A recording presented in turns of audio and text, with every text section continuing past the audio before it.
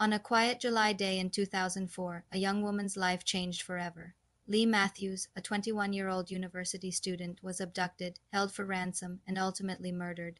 What seemed like a simple crime spiraled into one of South Africa's most haunting mysteries. Over 2 decades later, her family still demands the full truth. This is her story. Leigh was born July 8, 1983 to Rob and Sharon Matthews and grew up with her sister Karen.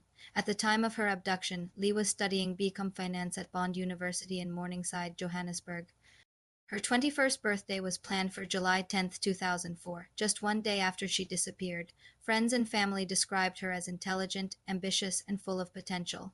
Her family had hopes for her future, one tragically cut short. On July 9, 2004, Leigh left Bond University, parked in the campus lot. She was approached by Donovan Moodley, then a student, who asked her for a lift. According to his confession, during the drive he produced a gun, restrained her hands and feet, covered her head, and forced her from the vehicle. He then drove her to a remote field near Walkerville to a quiet stretch of veldland. Shortly after the abduction, Moodley demanded a ransom. The initial demand was our 300,000, but it was eventually negotiated down to our 50,000. Leigh's father, Rob Matthews, complied. He dropped off the money near the Grassmere Toll Plaza. As instructed, there was a brief phone call between Rob and Leigh. That call was the last time her family heard her voice. According to court testimony, after the money was dropped, Moodley returned to Leigh. According to his confession, he became undecided about what to do next. On July 21, 2004, a municipal worker cutting grass beside the R82 highway near Walkerville south of Johannesburg found her body. Leigh was shot 4 times. Although she was found naked, there was no evidence of sexual assault. One of the most remarkable and technically fascinating aspects of this case was the forensic entomology and arachnology, the study of insects and spiders, which played a pivotal role during the trial. A spider expert, Professor Anzi Dippenaar-Schoeman, testified that a funnel web spider was found on Leigh's body, specifically between her thighs. The web was not mature. It was in an infant stage, suggesting the spider had only recently spun it. According to Dippenaar, the pattern strongly indicated that the body had been placed on an existing web, destroying it, and then the spider had tried to rebuild. This evidence undermined Moodley's claim that the crime took place where the body was discovered. Two entomologists testified in court that there were no fly eggs or maggots on Leigh's body, which would be unusual if the body had been exposed in the veld for many days. Dr. Mervyn Mansell, an entomologist, estimated the post-mortem interval to be around 24 hours, that is, the body had likely been deposited at the Walkerville site. Only shortly before discovery, to support this, Mansell and a police sergeant performed a field experiment. They set up bait stations, raw chicken liver, at the exact site and measured how fast FLIs arrived. The quick arrival of FLIs at the site suggested that FLIs could have been present in similar conditions, meaning, if Leigh's body had been there much earlier, fly eggs should also have been present. Ballistics expert Inspector Jean Nieuwenhuis testified that the bullet shells at the Walkerville scene did not match the position and trauma of wounds as described in Moodley's confession. He argued that the direction of the cartridge casings and the wounds suggested she may have been shot elsewhere, then moved. The lead detective on the case was Superintendent Piet Bijleveld, a highly respected veteran in South Africa. Bijleveld quickly zeroed in on Donovan Moodley as a suspect. Moodley was a student at Bond University but supposedly had no personal relationship with Leigh. On October 4, 2004, Moodley was arrested outside his home. In Alberton, in July 2005, Moodley changed his plea. He pleaded guilty to murder, kidnapping, and extortion. He admitted that after receiving the ransom, he had a crisis of conscience. He told the court he didn't know what to do with Leigh and then killed her.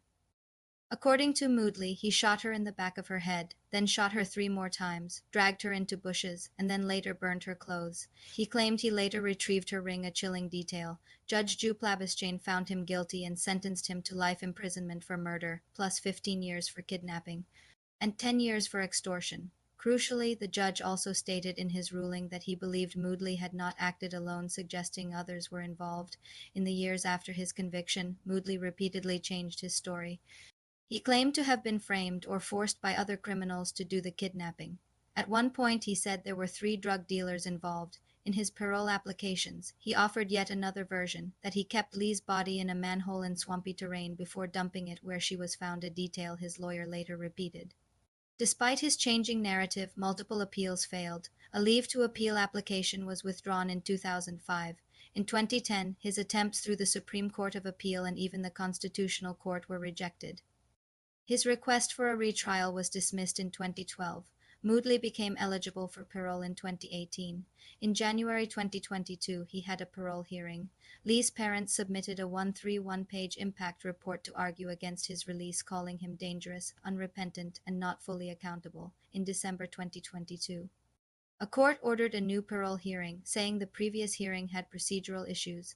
In 2024-2025, the parole process intensified. A psychologist who had supported Moodley's release was later found guilty of professional misconduct by the Health Professions Council of South Africa (HCA).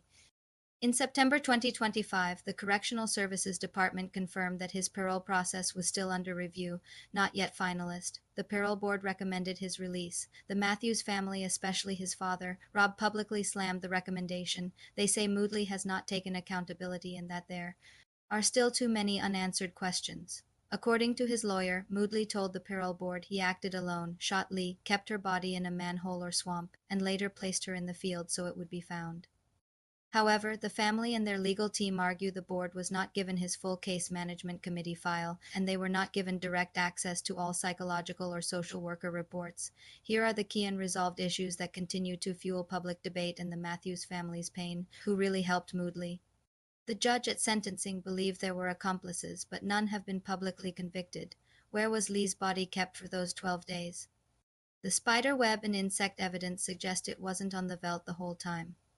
Was the crime scene staged? Given the position of spent cartridges and other forensic inconsistencies, some forensic experts argue the Walkerville site was a dump site, not the place of killing. Can Moodley be trusted now? Over the years, he has changed his story multiple times, different versions involving being framed or others helping him. Is he truly rehabilitated? The Matthews family and others argue that real remorse means full disclosure, not partial or self-serving confession. The case of Leigh Matthews remains deeply symbolic in South Africa, a crime that exposed vulnerabilities of young people, campus safety, and the terrifying intersection of greed and violence. Her parents, Rob and Sharon, have fought for decades not just for justice, but for truth. They demand transparency, not just in parole hearings. But in the full story, the case also has a chilling forensic legacy. The use of spiderweb analysis in a court of law was groundbreaking in South Africa. The ongoing parole battle has once again brought her name into public debate, with many questioning the balance between rehabilitation and accountability.